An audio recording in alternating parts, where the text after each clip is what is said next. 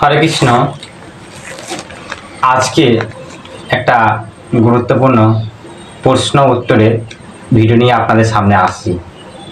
একটা মাতাজি আমাকে প্রশ্ন করবে, আপনারা সেই প্রশ্নটি আগে শুনুন, তারপর উত্তরটা আমি আপনাদেরকে শোনাবো। তা হরে কৃষ্ণ, মাতাজি আপনি প্রশ্ন করতে পারেন। হরে কৃষ্ণ প্রভু, ভগবানকে যদি সব কিছু নিবেদন করে খাওয়া যায়, তাহলে মাছ মাংস নিবেদন করা যায় না কেন? আমরা তো পশু হত্যা করে পাপ করছি। অবশ্যই। তাহলে আপনারা তো শাক সবজি হত্যা করছেন, সেটা কি পাপ নয়? খুব সুন্দর প্রশ্ন করেছেন। আপনার প্রশ্নটা হচ্ছে যে কি প্রশ্নটা কি বললেন, আর আগে প্রথম থেকে বলুন। যে সবকিছু নিবেদন করে ভগবানকে খাওয়া যায়, তাহলে মাছ মাংস নিবেদন করা যায় না কেন, তাই তো? আর আমরা জীব হত্যা করছি, তাই আমাদের প্রচন্ড পরিমাণে পাপ হচ্ছে। তাহলে আপনারা তো শাকসবজি হত্যা করছেন, সেটা কি পাপ নয়? কারণ তার মধ্যে প্রাণ রয়েছে, এটাই তো। হরে কৃষ্ণ। আমি এই প্রশ্নের উত্তরটি শ্রীমদ্ ভাগবতম থেকে ৩য় স্কন্ধে ২৯ অধ্যায় থেকে ১৫ নম্বর শ্লোক থেকে আমি বলছি, আপনারা শুনুন। ১৫ নম্বর শ্লোকে বলছেন, নিষে বিতেনা নিবৃত্তেন স্বধর্মে মহিষয়া ক্রিয়া যোগেন সন্তেন নাতি হিংস্র নিঃসত্ব।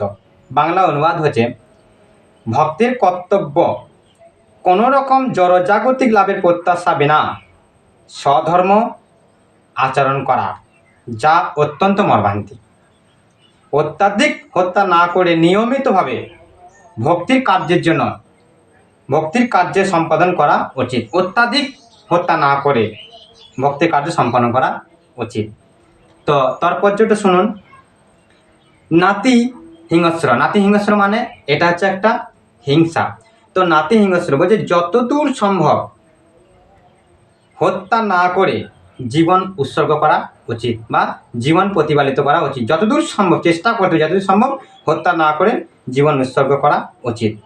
তা ভক্তকে যদি হিংসার আশ্রয়, ভক্তকে যদি হত্যার আশ্রয় নিতেও হয়, তাহলে যেন জীবনের অতিরিক্ত না হয়, মানে জীবনের অতিরিক্ত যেন না হয়। কখনো কখনো আমাদের প্রশ্ন করে, আপনি আমাদের মাংস খেতে নিষেধ করছেন, কিন্তু আপনারা তো শাক সবজি খাচ্ছেন, সেটা কি হত্যা নয়? সেটার তো জীবন রয়েছে।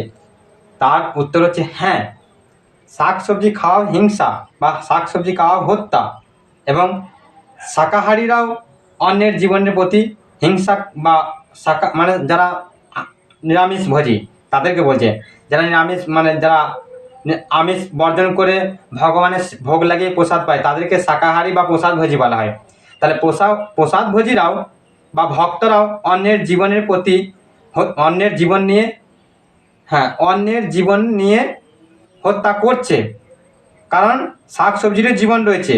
কিন্তু অভক্তরা তো আহারের জন্য গাভী বা পাঁঠা এবং বহু পশু হত্যা করছে, আর ভক্তরা যারা নিরামিষ শিশু তারাও হত্যা করছে। কিন্তু এখানে বিশেষভাবে উল্লেখ করা হয়েছে যে প্রতিটি জীবকেই জীবন ধারণের জন্য অন্য জীবকে হত্যা করতে হয়, সেটাই হচ্ছে প্রকৃতির নিয়ম।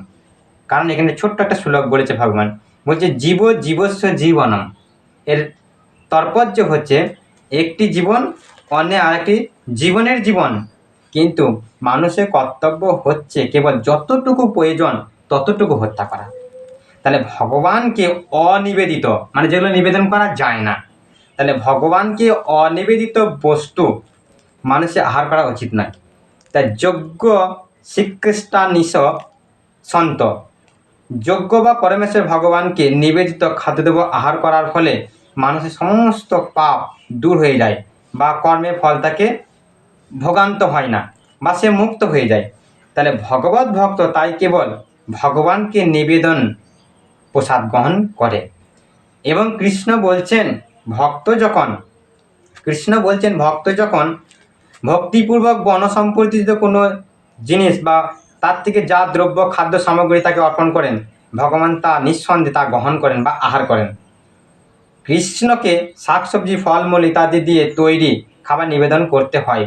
তাহলে ভগবান যদি আমিষ আহার চাইতেন তাহলে ভক্ত তাকে তাই নিবেদন করতেন, কিন্তু ভগবান তা আদেশ করেনি। দেখুন, ভগবান যেটুকু আদেশ করেছে সেটুকু ভক্ত দেয়, ভক্তরা জানে কোনটা কোনটা ভগবান আদেশ করেছে, কোনটা কোনটা আদেশ করেনি। তাই বলছে ভগবান যদি আমিষ আহার চাইতেন তাহলে ভক্তরা তাকে তাই নিবেদন করতেন, কিন্তু ভগবান তা আদেশ করেনি।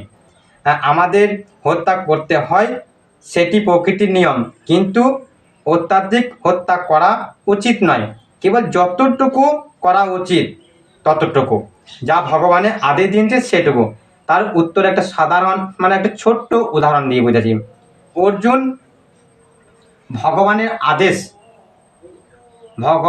আদেশকে মাথায় নিয়ে মহাভারতের যুদ্ধে তিনি হত্যা করেছিলেন। কেন না, তারপরও ভগবান বলেছিলেন আমি বলছি অর্জুন তুমি হত্যা করো, এই হত্যা করলে তুমি বৈকুণ্ঠ ধাম ফিরে যাবে। কেন না, আমি যখন তোমাকে আদেশ করছি এর কোনো পাপ নেই।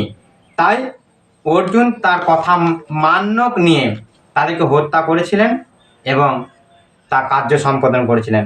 তা সেরকম অর্জুন যদি ভগবানের কথা মেনে নিয়ে হত্যা করতে পারেন, যেহেতু ভগবানের আদেশটাই হচ্ছে সব থেকে বড় কথা, তাই বলছে এখানে যে ওই রকম ভগবানের আদেশের অনুপাতে যদি হত্যা করা হয় সেটা কখনোই পাপ হয় না। তাই অর্জুন হত্যা করেও তিনি স্বধামে ফিরে গেছিলেন বা বৈকুণ্ঠে ফিরে গেছিলেন।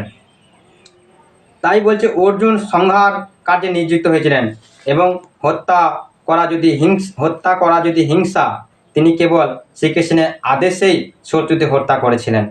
তেমনি আমাদের যদি ভগবানের আদেশে হত্যা করতে হয় তাহলে কেবল যতটুকু প্রয়োজন ততটুকু মাত্র হত্যা করা উচিত, তাকে বলা হয় নাতি হিংসা।